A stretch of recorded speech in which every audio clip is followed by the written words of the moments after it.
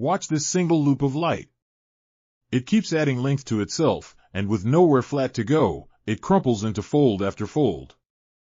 Nothing is sculpting it, and there's no plan for where the wrinkles land.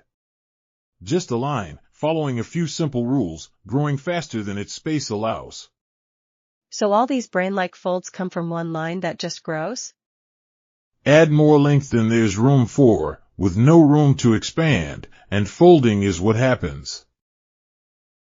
Tweak how fast it grows, and the folds change, tight and busy, or slow lazy waves. Let's meet the rules, and watch the wrinkles draw themselves. The line is just a chain of points joined into a loop, and every point follows 3 rules at once. First, springs, each point is pulled toward its 2 neighbors, keeping the spacing even.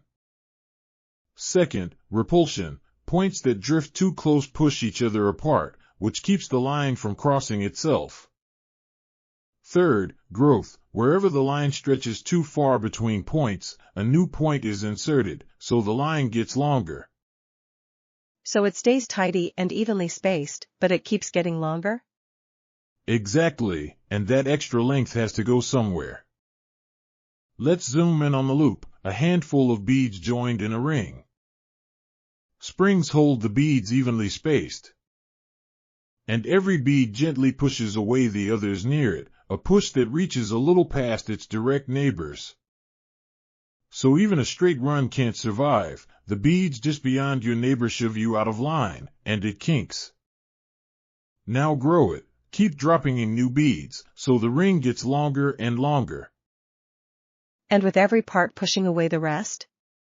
A line that must stay evenly spaced, yet keep away from itself, while it only gets longer, has no smooth shape left. So it winds back and forth into folds, holding together without ever crossing. It repels itself as it grows, so it folds. Back to the full loop. Let's name what you're seeing. The glowing line is the growing boundary itself, a stand-in for the edge of a leaf or the surface of a growing tissue. The tightest, sharpest bends are where the most length has been crammed into the least room. So the line is the thing that's growing, and the folds are where it ran out of space. Read it that way, and every wrinkle is a record of crowding.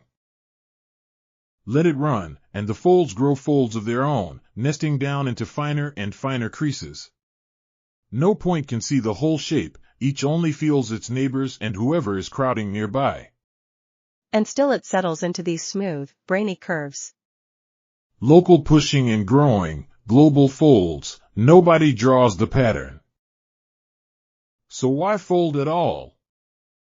Why not just grow into a bigger, smoother circle? Because the line adds length faster than the space around it grows. A circle of a given size can only hold so much edge, force in more, and it can't stay a circle. And the line won't just cross over itself to fit?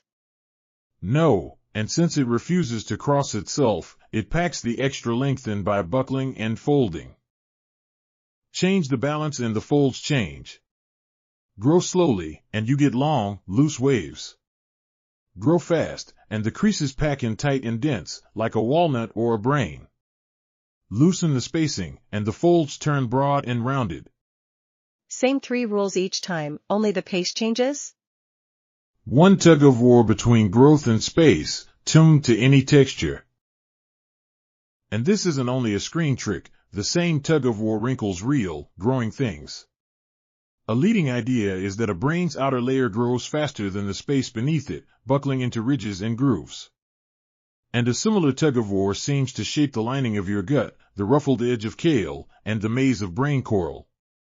Pack in more boundary than there's room for, while it avoids crossing itself, and folds tend to appear.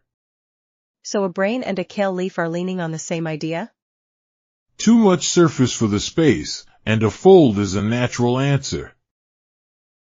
So next time you see the ridges of a brain, or the curl of a leaf's edge, picture a line just adding length, with nowhere to go but to fold. No sculptor, no plan, only growth and space. Give a boundary more length than room, and it wrinkles itself into being.